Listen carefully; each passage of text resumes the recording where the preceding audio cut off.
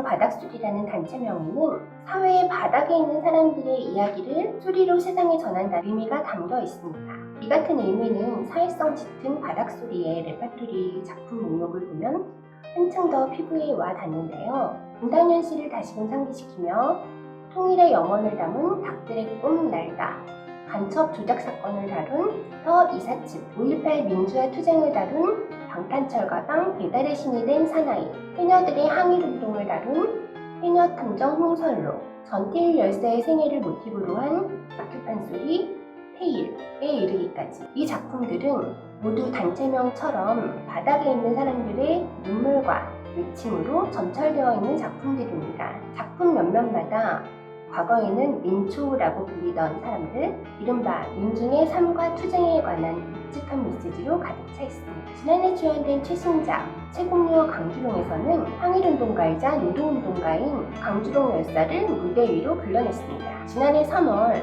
대학로 예술극장 소극장에서 3일간 3회차로 표현을 올렸고, 올해는 같은 공연장에서 3월 8일부터 17일까지 10일간 9회차로 공연 기간과 회차를 대폭 늘려 더욱 많은 관객들과 만났습니다. 공연 개막일인 3월 8일이 세계 여성의 날인 것도 공연 외적으로 의미를 더해주었습니다. 강주룡은 1931년 평원 고무공장 도농 파업을 주도하며 지상 12m 높이의 을밀대 지붕에 올라가 공장 노동자의 참상을 날린 노동운동가입니다. 그의 을밀대 농성은 우리나라 노동운동사 최초의 고공농성입니다. 당대의 신문과 잡지에서는 강주룡을 최공녀라고 명명하며 그의 싸움을 알렸습니다. 강주룡의 싸움은 1930년 8월 평양고무공업조합이 노동자들에게 종래 임금의 17%를 삭감하겠다고 일방적으로 통보한 데서 비롯되었습니다. 노동자들은 이에 반발해 파업을 시작했고 49명의 파업단은 단식투쟁으로 저항했습니다. 파업을 주도한 강주룡은 일본 경찰에 의해 공장에서 쫓겨난 뒤 을밀대에 올라가 여성해방과 노동해방을 외치며 시위를 이어갔습니다. 이후 경찰에 체포되어 일주일의 구류 처분을 받았고 그 중에서도 54시간의 단식을 결행했습니다. 건강 악화로 고성으로 풀려난 그는 출간 2달 만인 1931년 8월 13일 평양 빈민굴에서 30살의 나이로 세상을 떠났습니다. 2018년 동명소설로 한겨레 문학상을 받은 박서련 작가는 향후 한겨레와의 인터뷰에서 80년 전 강주룡의 모습에 우리의 오늘이 겹쳐 있다고 말하며 한반도 최초의 고공농성 노동자가 여성이라는 사실이 신선했고 남들이 쓰기 전에 내가 먼저 글을 소설로 쓰고 싶었다고 동기를 밝힌 바 있습니다. 또한 박서련 작가는 이 소설이 다른 장르로 만들어진다면 우리 소리였으면 좋겠다라는 소망을 드러내기도 했는데요. 바닥소리의 소리극은 이에 대한 더할 나위 없이 멋진 응답이 되었습니다. 속도감 있게 읽히는 소설의 글맛은 소리꾼의 목소리를 통해 생생한 말맛을 얻어 새로운 차원으로 나아갑니다. 딸에 대하여 우틀이 가공할 만한 나는 재미있는 낙타예요 등에서 호흡을 맞춰온 홍담비 작가와 이기쁨 연출이 다시 한번 의기투합했고 벽에서 화려한 건물을 보여준 김봉순 안무가가 움직임을 담당했습니다. 소리극은 강주룡의 생애를 크게 3개의 장으로 구분해 보여주고 있습니다. 1장은 최전빈과 결혼해 항일 독립투쟁에 나섰던 시기를, 2장은 최전빈이 죽고 평양으로 가서 고무공장 직공으로 일하던 시기를, 3장은 공장의 임금 삭감에 반발해 파업을 주도한 시기를 다룹니다. 이에 따라 극은 4명의 배우가 강주룡을 맡는 1인 4역 체제로 구성됩니다. 각 부마다 3명의 배우가 등장해 강주룡의 목소리를 일신해 그의 생애를 이어 부르는 형식입니다. 1장에서는 김은경 씨, 2장에서는 임지수 씨, 3장에서는 정지혜 씨가 강주룡으로 분하고 강나은 씨는 두창으로 극 전체를 아우릅니다. 이 같은 다역 1인 캐스팅은 강주룡이 무대 위 특정 캐릭터나 배우 개인으로만 존재하는 게 아니라 굴곡 많았던 그 시절을 살아낸 그들 모두이자 그 시절을 거쳐 오늘까지 이어지는 우리 모두로 인식을 확장시켜주는 역할을 합니다.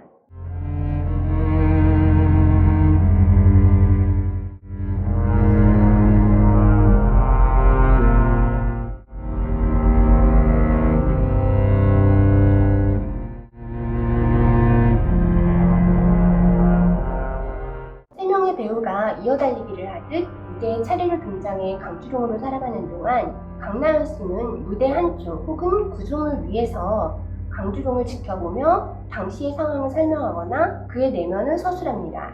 이러한 인물 배치는 강주룡의 목소리로 강주룡의 이야기를 다시 듣는 듯한 착시를 주며 객석과 무대의 거리를 절묘하게 조절합니다. 중간 휴식 시간이 없는 130분의 공연에서 배우가 교체되는 순간은 일종의 휴지보 역할을 하는데요. 관객들은 강주룡의 생애 변곡점에서 다른 배우가 등장할 때마다 잠시 숨을 고르고 배우의 변화를 따라 자연스럽게 다음 장으로 넘어가게 됩니다. 1장에서 2장으로, 2장에서 다시 3장으로 넘어가는 동안 강주룡의 세계는 점점 확장됩니다. 가난한 집에서 긴 겨울 동안 추위와 허기를 원하는 것이 가장 큰 관심사였던 주룡은 전빈과 혼인하며 대한통일부 일원이 되어 항일 독립투쟁에 나섭니다. 전빈이 사망하고 나서 고무공장에 들어간 주룡은 제 한 몸 재미나게 살면 그만인 무당걸로 살고자 하지만 공장 동무 3위를 대신해 동맹파업에 참여합니다. 그리고 주룡의 걸음이 최종적으로 향하는 곳은 을밀대 지붕입니다.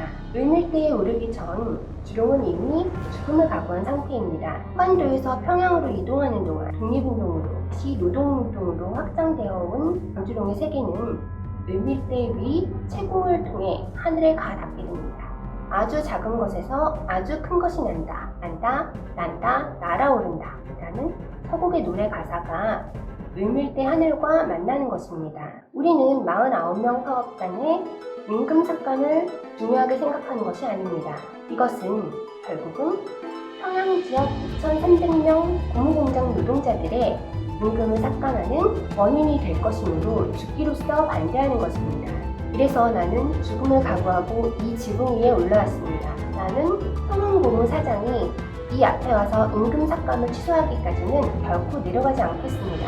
누구든지 이 지붕 위에 사다리를 대놓기만 하면 나는 못 떨어져 죽을 뿐입니다. 1931년 7월 5일 발행된 잡지 동광에 실린 강주룡의 을밀대 연설문 일부입니다. 주룡의 싸움은 독립운동가로, 노동운동가로의 싸움만은 아닙니다. 주룡은 여자라고 독립군이 되지 말라는 법이 있냐며 호기롭게 대한통일부에 입단하고 여공 주제의 무당걸을 꿈꾸며 비웃음을 당하자 구 남성의 박해를 받았으니 무당걸 될 자격 충분하도다 라고 운수합니다.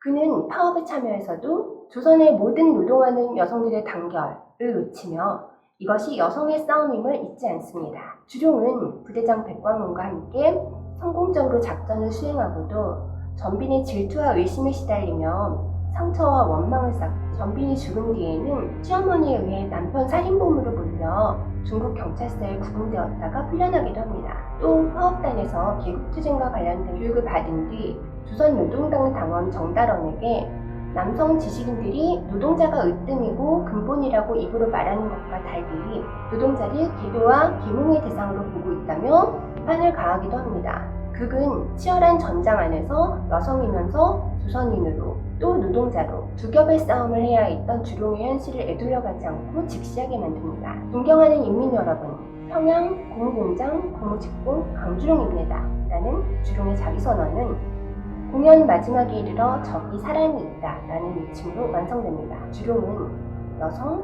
조선인, 노동자, 그리고 사람이었습니다. 자꾸만 할장 이고사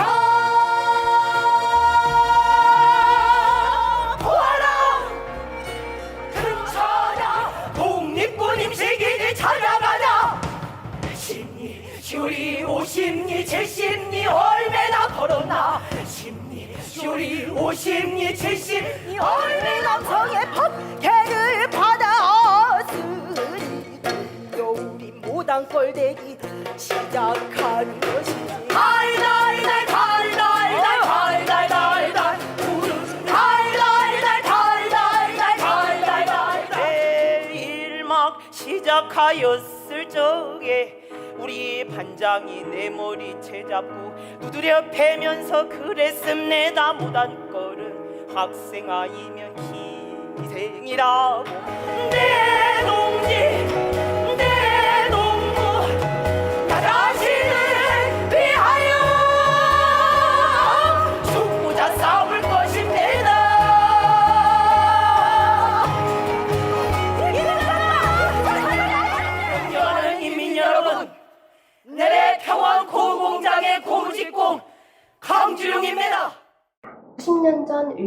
위 강주룡의 외침은 소리극 최국녀 강주룡의 무대 위에서 우리의 현재와 공명합니다.